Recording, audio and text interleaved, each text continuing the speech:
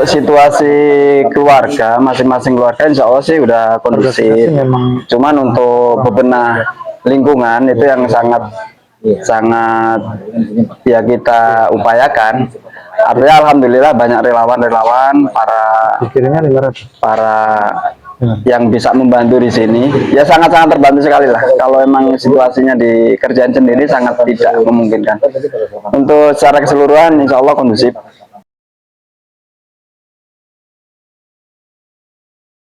Untuk rumah keseluruhan ada 50, cuman untuk kakaknya 43. Ada yang double. Ada yang double 3, ada yang double 2, ada yang kosong. Kalau para jebol ada 3 yang paling parah. 3 yang paling parah. Untuk garasi ambruk, untuk yang 2 rumah itu kusen depan itu jebol semua. Itu aja untuk ini. RT 03 RW 09 Pondok Gede Permai.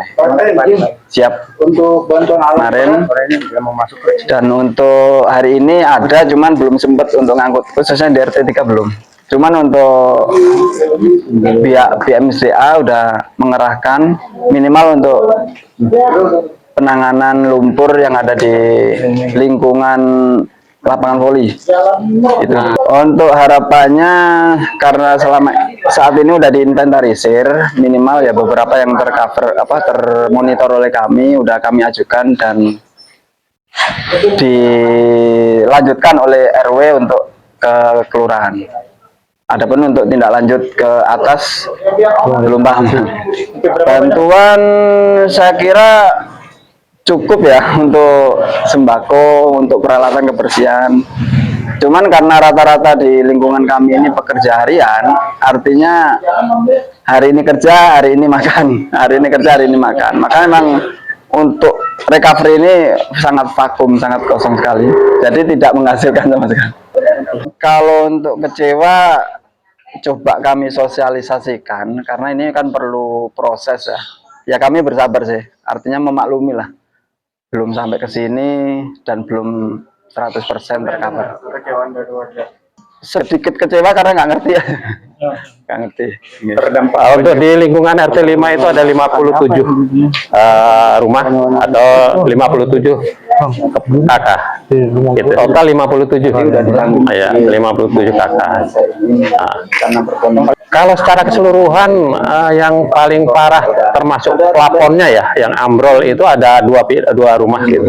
Alhamdulillah kalau bantuan itu termasuk istilahnya sudah amat sangat banyak ya dibandingkan 2020, karena totalitasnya itu kalau kita hitung-hitung ya kita secara keseluruhan di lingkungan RT 5 itu kebagian semuanya gitu. Kemarin juga sudah wawancara bicara dengan teman-teman dari Kompas dan TV One, itu termasuk Bapak lihat sendiri lah. Ini saya inginkan sebenarnya pematusan masuk untuk mengambil lumpur-lumpur yang ada di got-got nih, sehingga supaya istilahnya aliran kita itu benar-benar terevakuasi gitu. Nah, air-air yang ada ini terevakuasi, tapi agak lamban nih untuk pematusan.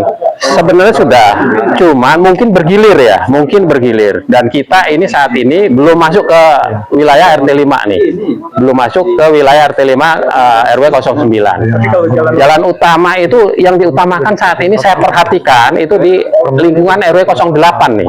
Nah, pintu gerbangnya PGB itu RW 010. Ya, ini justru dia di lebih dalam lagi, lebih tinggi lagi terjadi kebanjirannya gitu di RW 08 ini. Saya harap seminggu setelah kejadian itu segeralah, karena bagaimanapun juga yang namanya aliran begini ini menimbulkan suatu penyakit nih. Baik gatal-gatal dan sebagainya pasti akan terjadi seperti itu.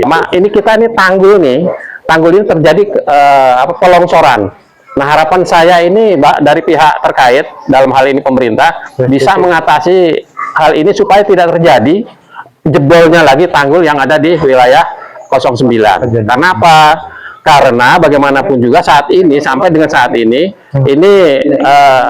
aliran sungai yang ada, ini belum ada namanya istilahnya pengerukan atau normalisasi.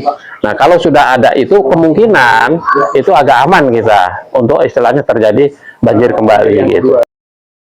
Pada kesempatan yang sama Ketua RW 9 Perumahan Pondok Gede Permai, Kelurahan Jatisari, Kecamatan Jatiasi menyampaikan ucapan terima kasih yang tak terhingga atas bantuan yang diberikan oleh pengurus dan jajaran DPD Gibran Fans Garuda Indonesia dan juga pengurus DPW serta DPP yang telah menyempatkan hadir ke lokasi warga RW 9 di Perumahan PJP Jatisari, Jatiasi.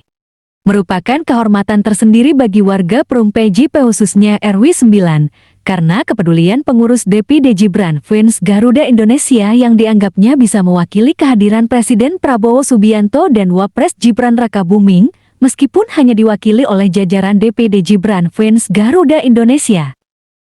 Berikut pesan dari Ketua Umum DPP Gibran Fans Garuda Indonesia, Riyadus Surya Setia Budi dan Pembina GF Garuda Indonesia Sulistio Darmawan. Ya, ini adalah rangkaian acara yang diselenggarakan oleh teman-teman Gibran Fans Garuda Indonesia, khususnya Kota Bekasi, DPP Pusat Gibran Fans Garuda Indonesia mengapresiasi dan sangat mendukung penuh asta-cita program dari pemerintahan Prabowo dan Pak Gibran untuk menuju Indonesia lebih baik dan Indonesia maju 2045 nanti.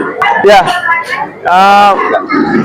kami masih melanjutkan, bahkan insya Allah kita juga akan silaturahmi nanti Baksos juga di Sukabumi ya, di Sukabumi. Mungkin dalam waktu 1-2 hari nanti kita akan melaksanakan baksos di Sukabumi nanti, insya Allah. Untuk saat ini kita masih fokus untuk mendorong pemerintahan Prabowo Gibran supaya menjadi lebih baik dan lebih maju untuk Indonesia ke depannya. Untuk saat ini kita terfokus di itu dulu. Ya, nanti kita bersinergi dengan DPD masing-masing.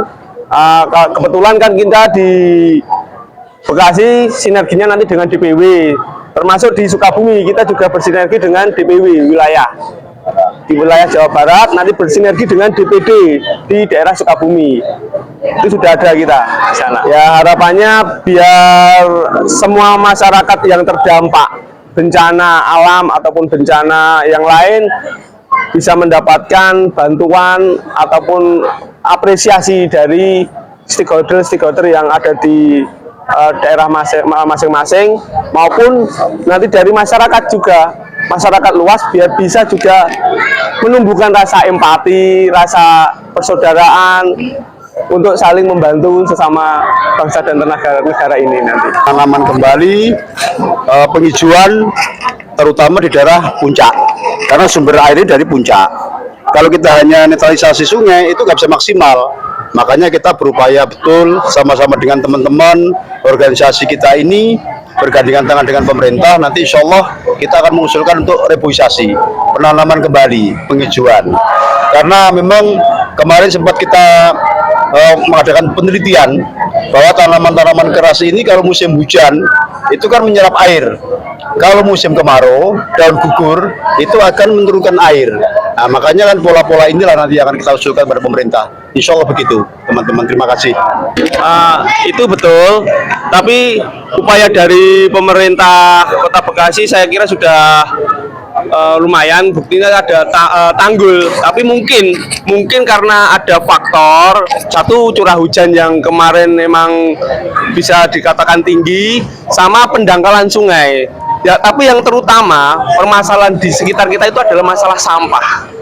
Jadi penumpukan sampah yang terjadi di pasca banjir itu kelihatan numpuk di mana-mana. Berarti kan itu menjadi satu indikator yang menyebabkan salah satu terjadi musibah banjir itu bisa dari sampah. Jadi kita tidak bisa menyalahkan si A, si B terhadap situasi yang terjadi di Kota Bekasi, tapi kembali lagi lah ke ke masyarakatnya, ke pola, ke mindsetnya untuk menjaga kebersihan, menjaga lingkungan, itu yang utama sebenarnya. Bersinergi, betul sekali. Kami turun dengan rombongan DPP, DPW dan DPD ini, kita ini sekalian juga survei lah.